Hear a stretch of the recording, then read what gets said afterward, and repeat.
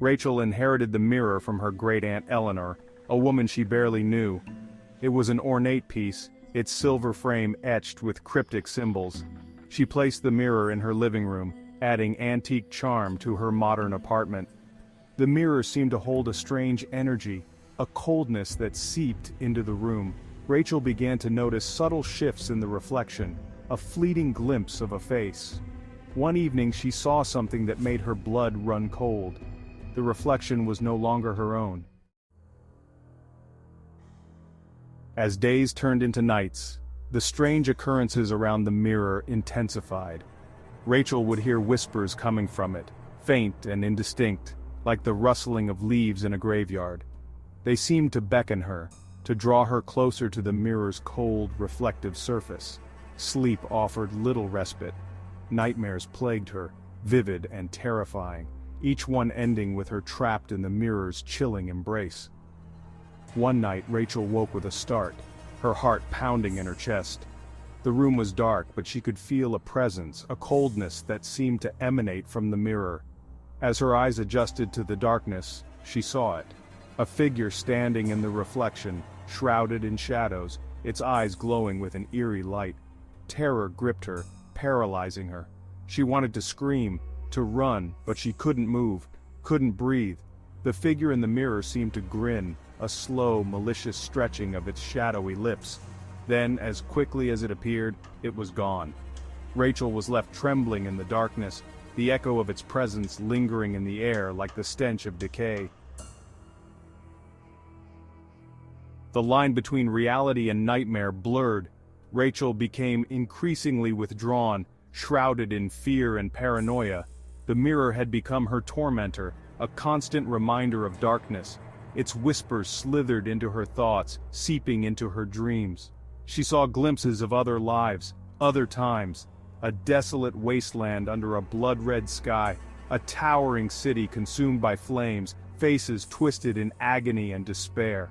Were these visions of the future or echoes of a past long forgotten? Section 4. Trapped in Reflection.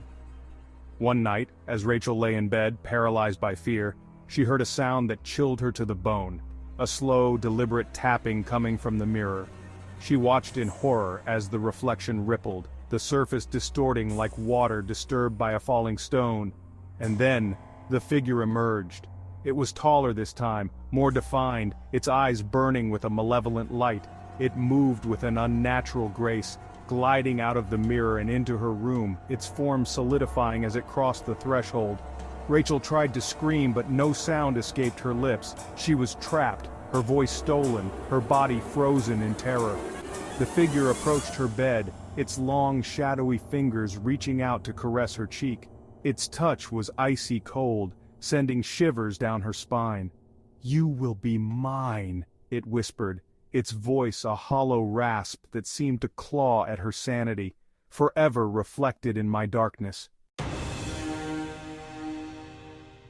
Section 5. A Ghastly Discovery. The next morning the sun rose over the city, casting its golden rays across the bustling streets, but in Rachel's apartment there was only silence. The police, alerted by concerned neighbors who hadn't seen Rachel for days, forced their way into the apartment. There was no sign of a struggle, no indication of where she might have gone. The apartment was empty, except for the antique mirror that stood against the wall, its surface reflecting the morning light. One of the officers, a seasoned detective who had seen his fair share of horrors, approached the mirror.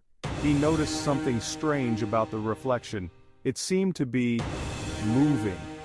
As he leaned closer, his heart skipped a beat.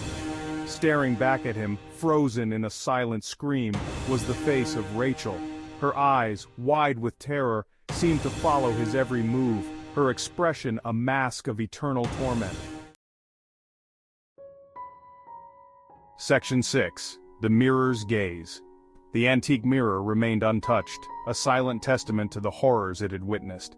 It was taken into police custody, but every attempt to understand its secrets, to unravel the mystery of Rachel's disappearance, proved futile. Some whispered that the mirror was a conduit to another dimension, a gateway to a realm of darkness and despair. Others claimed it was a cursed object, its beauty a mask for the evil that lurked within. Whatever the truth, one thing was certain. The mirror held Rachel captive, her soul forever bound to its cold, reflective surface. And as the days turned into weeks, then months, the mirror seemed to watch, its gaze fixed on those who dared to look upon it, a silent warning that some reflections are best left undisturbed.